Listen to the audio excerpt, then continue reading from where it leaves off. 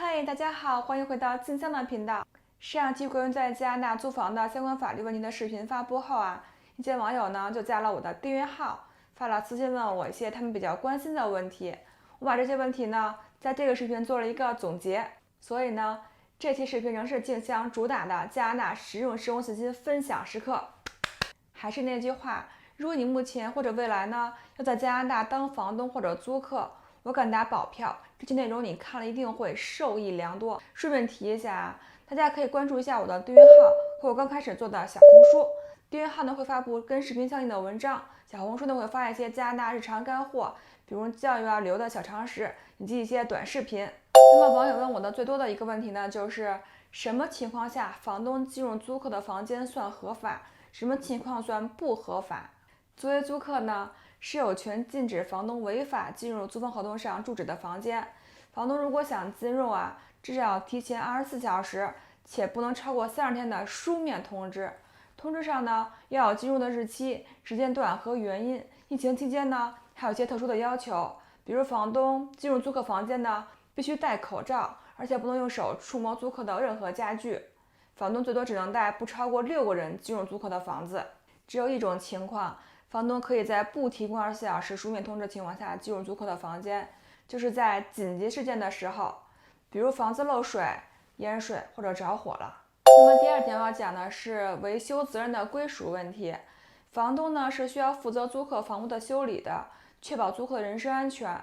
比如供暖，房东是一定要提供暖气的。那除了房东有一定责任之外呢，租客也是有一定责任的。租客必须要维护房屋的干净和整洁。如果是由于租客的原因损坏了房屋内的物品，那么租客就要承担因此产生的维修费用了。让我想举什么例子比如如果浴室的下水道呢，通常房东会安一个网，阻止长头发进入到下水道。但如果租客呢由于自己的原因呢，长头发太多，导致下水道阻塞，那么是应该自己出钱去维修疏通的。如果租客呢有家电和配置需要维修，需要立即通知房东。如果租客迟迟不告诉房东，导致房屋或者物品状况进一步恶化，租客可能就会被追究一定责任了。由于健康和安全的因素需要被修理的情况呢，被称为紧急修理。比如屋顶漏水、下水道阻塞，主要的供暖设备不能运行，门锁被撬了，电路有问题，房东是作为主要责任人去进行修理的。那么什么是租房的必要服务和非必要服务呢？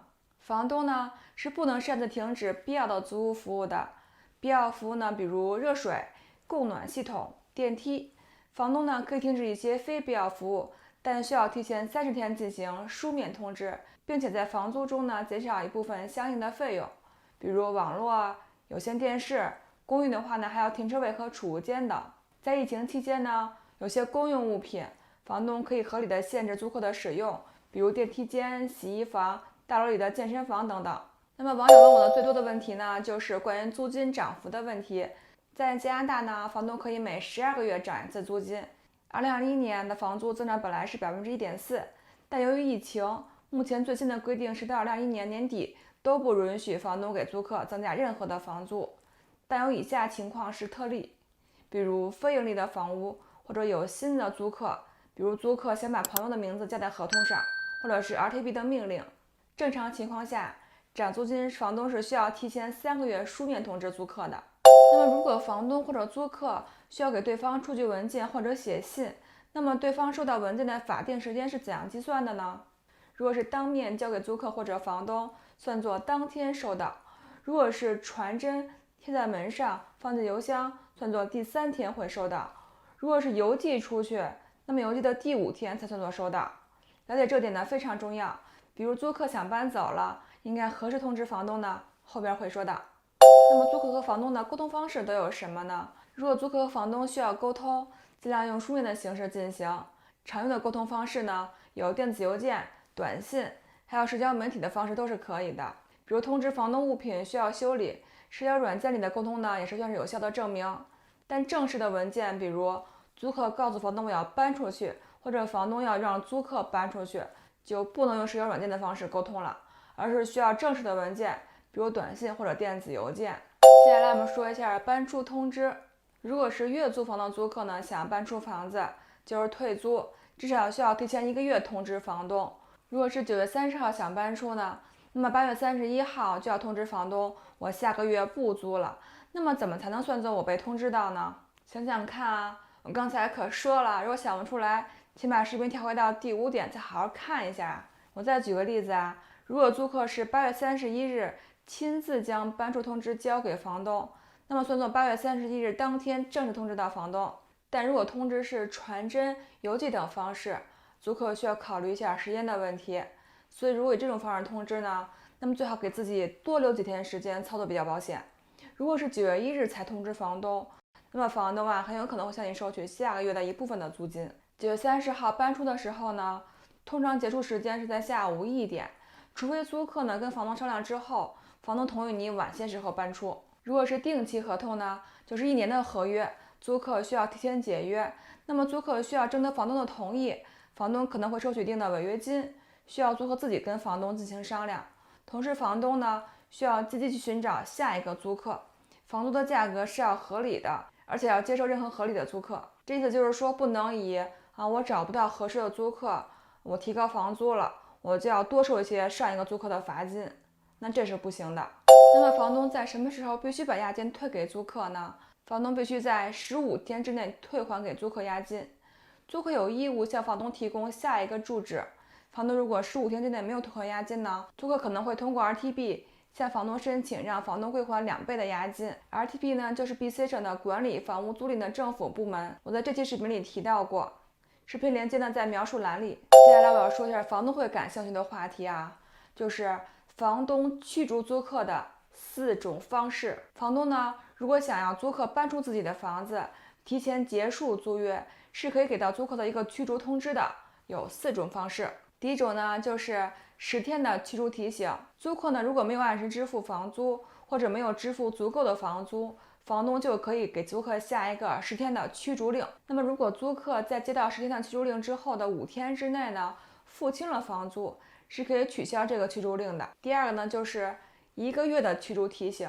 如果某一个租客呢，侵害到了其他租客的权利，给其他租客造成不好的影响，比如很吵闹，损坏了物品却不想去维修，擅自增加人数的合同或者转租，做出一些违法的活动，影响到了整栋房屋、房东或者其他住户，房东是可以给到1个月的驱逐令的。第三个就是2个月的驱逐提醒。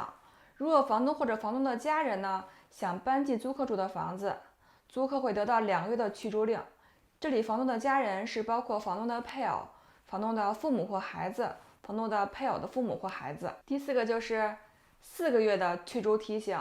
如果房东想拆除房子，重新装修或者改装房屋，或者就再也不想出租这个房子了，租客会得到4个月内搬走的驱逐提醒。那如果租客收到了以上提到的2个月和4个月的驱逐提醒，也就是由于房东的原因被驱逐了，那么租客呢就可以得到1个月的租金作为赔偿。也就是说，在最后1个月呢，租客是有权利免费住这个房子的。那如果租客想在2个月内就搬出去呢，那么需要提前10天书面通知房东，同时租客还是可以得到相当于1个月的租金作为赔偿的。如果租客搬出去之后呢，发现房东并没有去做让租客搬走时跟租客所提到的原因的事情呢，租客呢可以申请相当于12个月的租金作为赔偿。你没看错，12个月的赔偿。就比如房东跟租客说，你搬走吧，我要对房子进行大修，结果房东呢并没有对房子进行大修，而是让另一个租客租了这个房子。那么如果租客知道后呢，就可以申请12个月的租金作为赔偿了。